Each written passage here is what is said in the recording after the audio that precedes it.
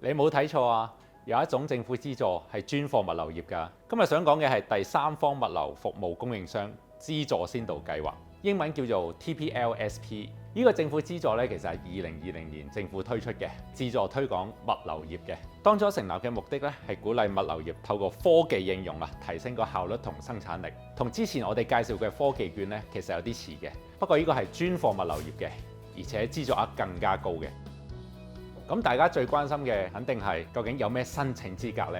同其他政府資助計劃一樣，最緊要公司喺香港係有實質營運嘅，當然包括要有 MPF 啦，要有 Audit Report 啦，同埋一啲單據啦，證明你喺香港有實實在在咁營運。而呢個資助計劃特別之處咧係貨物流業㗎嘛，所以咧我哋要提交更多關於物流嘅單據，例如一啲 Airway Bill 啊、Houseway Bill 啊、貨運單啊、提貨單啊，嚟證明你哋真真正正喺度做緊物流業嘅。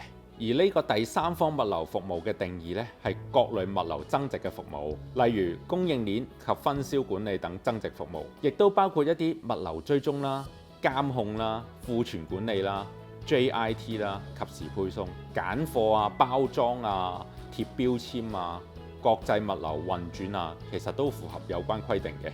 但係注意翻，呢個資助嘅資格呢，係要同進口出口貨物物流有關嘅。就唔可以單單做香港本地嘅物流服務，例如一啲本地派送嘅服務，就唔喺今次嘅資助範圍裏邊啦。講咗咁耐，咁究竟有幾多資助先？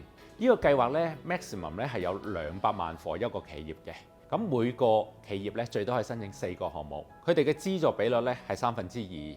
換言之，企業可以做一個最多300萬嘅 project， 而 claim 翻政府200萬嘅資助，連審計費都可以喺裏邊㗎。咁推行時間咧由1至24個月，悉隨尊便，可以隨你揀嘅。而且個批核流程咧都好便捷嘅，你可以揀喺交咗申請表格之後提前開始，又或者得到批核嘅結果之後，知道自己成功咗先開始進行個項目都得。咁我覺得一般中小企最 concern 嘅咧就係個首期撥款啦，因為呢個資助計劃咧有75% 嘅前期撥款，所以大家喺 plan 個 cash flow 上邊咧其實都好靈活。咁企業多咗資金，自然更加可以方便咁推行呢個項目啦，從而達到升級轉型同埋提高競爭力嘅效果。講咗咁耐，咁一般企業會申請啲乜嘢項目方案呢？咁我呢度舉啲例子俾大家參考啦。最多人做嘅當然就係一啲同倉庫有關嘅 WMS 啊，一啲倉庫貨物分流中心嘅管理系統。其次係一個 ERP 啦，企業資源管理系統。一啲同物聯網有關係嘅 IoT 應用啦。咁唔少得嘅而家係最 hit 嘅 RFID 啊，物流嘅追蹤啊，咁呢啲全部都可以嘅。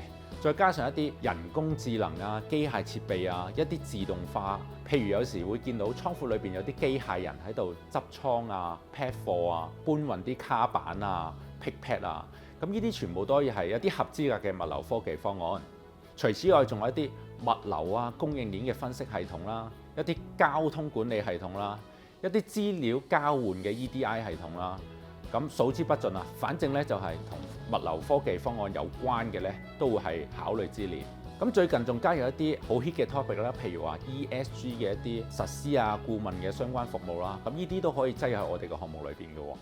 由於呢個 funding 咧比較新同埋比較少人知道咧，所以咧我哋都做咗大量嘅資料。咁隨時可以聯繫我哋嘅科技顧問，俾更加多嘅意見各位觀眾。令到批核嘅成功機會率更高，從而攞到政府嘅資助，而且可以監測成個項目嘅進行，可以順利咁樣安排翻餘款俾貴公司。呢個政府資助項目，我覺得最正嘅呢就係最高做一個300萬嘅項目，可以攞翻政府200萬嘅一個資助。其實佢嘅補貼比率係去到2/3，所以係非常高㗎。作為物流業嘅你，記得盡快申請啦！記住 click like share 訂閱我哋個 channel。我哋即將有更多嘅funding同大家分享。